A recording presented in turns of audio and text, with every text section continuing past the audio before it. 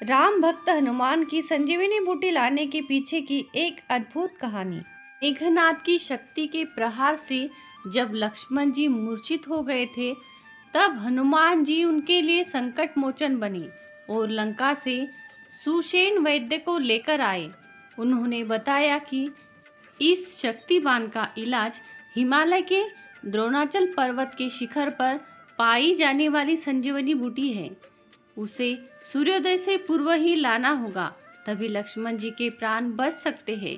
राम भक्त हनुमान जी संजीवनी बूटी को लेने के लिए निकल पड़े। जब हनुमान जी द्रोणागिरी की खोज में निकले तो उन्हें उसके बारे में पता नहीं था। हिमालय के आसपास जब हनुमान जी आकाश मार्ग से जा रहे थे, तब उन्हें पहाड़ी पर एक ऋषि तपस्या करते हुए दिखे।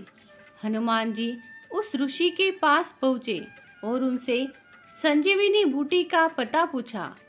इस ऋषि का नाम था यक्ष।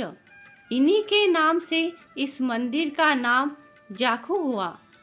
कई जगह इस ऋषि का नाम याकू भी बताया जाता है। यक्ष ऋषि से संजीवनी बूटी का पता पूछने के बाद हनुमान जी ने वापस आकर मिलने का वचन दिया और उत्तराखंड में स्थित द्रोण पर्वत की ओर चले गए। कहा जाता है कि लक्ष्मण की जान बचाने के लिए जल्दी ही संजीवनी बूटी पहुंचाने के कारण हनुमान जी यक्ष या याकू ऋषि से नहीं मिल पाए। हनुमान जी के वापस उस जगह लौटकर दर्शन नहीं देने के कारण ऋषि व्याकुल हो गए और तब वहाँ स्वयंभू हनुमान जी की मूर्ति प्रकट हुई। इस तरह हनुमान जी ने ऋषि को दर्शन दिए और यहाँ हनुमान मंदिर बनाया गया। इस मंदिर की काफ़ी मान्यता है और यहाँ देश के कोने कोने से श्रद्धालु आते हैं। दशहरे में यहाँ मेला लगता है और भव्य आयोजन होता है। इस मंदिर में दर्शन के लिए श्रद्धालु कभी भी जा सकते हैं।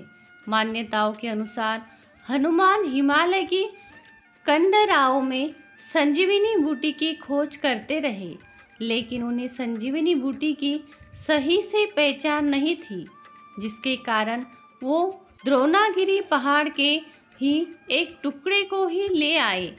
आकाश में पर्वत को एक हाथ में लेकर उड़ते हुए उनके मन में अयोध्या को देखने की इच्छा जागृत हुई। तो लौटते वक्त वे अयोध्या के आकाश से ही गुजर रहे थे, जब भरत जी ने यह नज़ारा देखा कि कोई विशालकाय वानर हाथ में पहाड़ लेकर अयोध्या के आकाश से गुजर रहा है, तो उन्हें लगा कि यह कोई शत्रु है।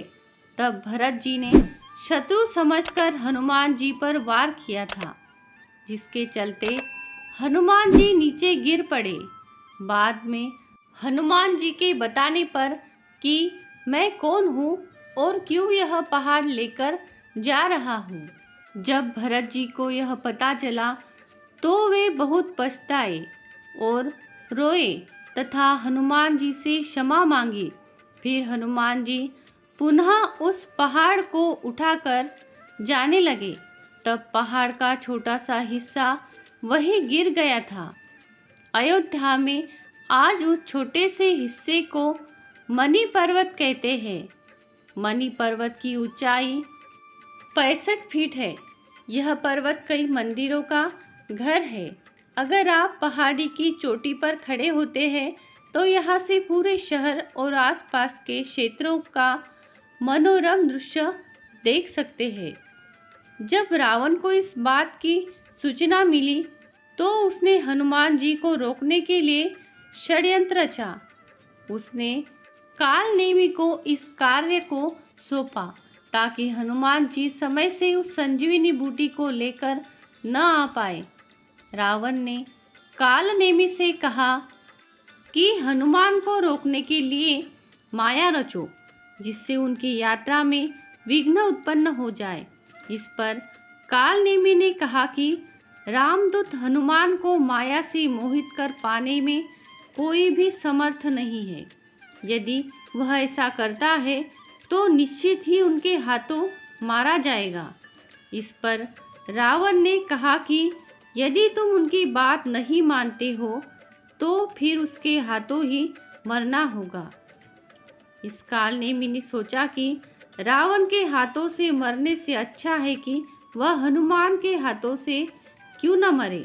उसने अपनी माया से हनुमान जी के रास्ते में एक सुंदर कुटिया का निर्माण किया और एक ऋषि का वेश धारण कर उसमें बैठ गया। इस बीच आकाश मार्ग से जा रहे हनुमान जी को प्यास लगी तो वे सुंदर कुटिया देखकर नीचे आ गए। उन्होंने कालनेमी बने ऋषि को प्रणाम किया और पीने के लिए जल मांगा। तब कालनेमी ने कहा कि राम और रावण में युद्ध हो रहा है, राम जी ही विजयी होंगे, मैं यहाँ से सब देख रहा हूँ। उसने अपने कमंडल की ओर इशारा करते हुए कहा कि इसमें शीतल जल है, आप इसे ग्रहण करो।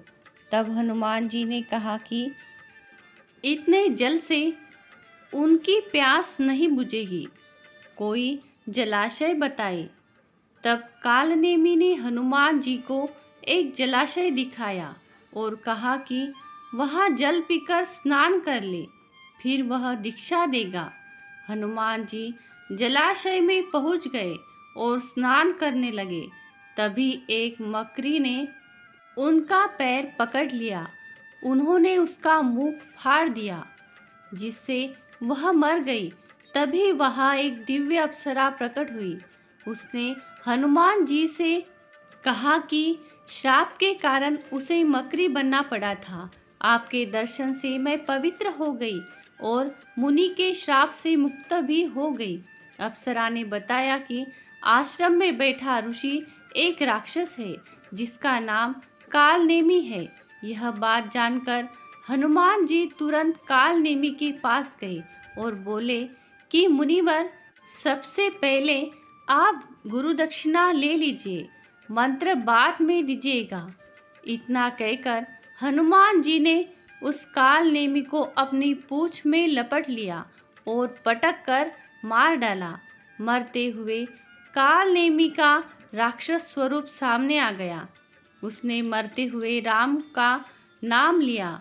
राम नाम से उसका भी उद्धार हो गया। द्रोणागिरी पर्वत को ले जाकर हनुमान जी युद्ध क्षेत्र पहुँचे तो पहाड़ वहीं रख दिया। वैद्य जी ने संजीवनी बूटी को पहचाना और लक्ष्मण का उपचार इसी जड़ी बूटी से किया। तब से ही उस पहाड़ को सारी दुनिया रुमासल्ला पर्वत के नाम से जानती है। श्रीलंका की खूबसूरत जगहों में से एक उनावटाना बीच इसी पर्वत के पास है। उनावटाना का मतलब ही है आसमान से गिरा। जब हनुमान संजीवनी बूटी का पहाड़ उठाकर श्रीलंका पहुँचे तो उसका एक टुकड़ा रास्ते में ही रीतिगाला में गिर गया। रीतिगाला की खासियत है कि आज भी जो जड़ी बूटियाँ उगती है वो वहाँ स्थित आसपास के इलाके से एकदम अलग है।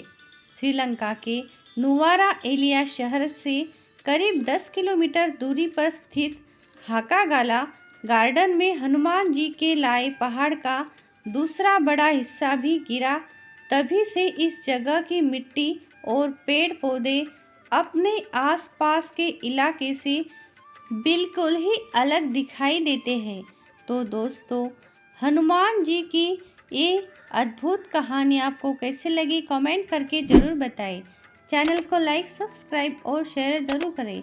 बेल आइकन वाला बटन भी दबाएं ताकि नई कहानियों की नोटिफिकेशन आपको हमेशा मिलती रहे। कहानी अंत तक सुनने के लिए आपका बहुत बहुत धन्यवाद। राम भक्त हनुमान की जय।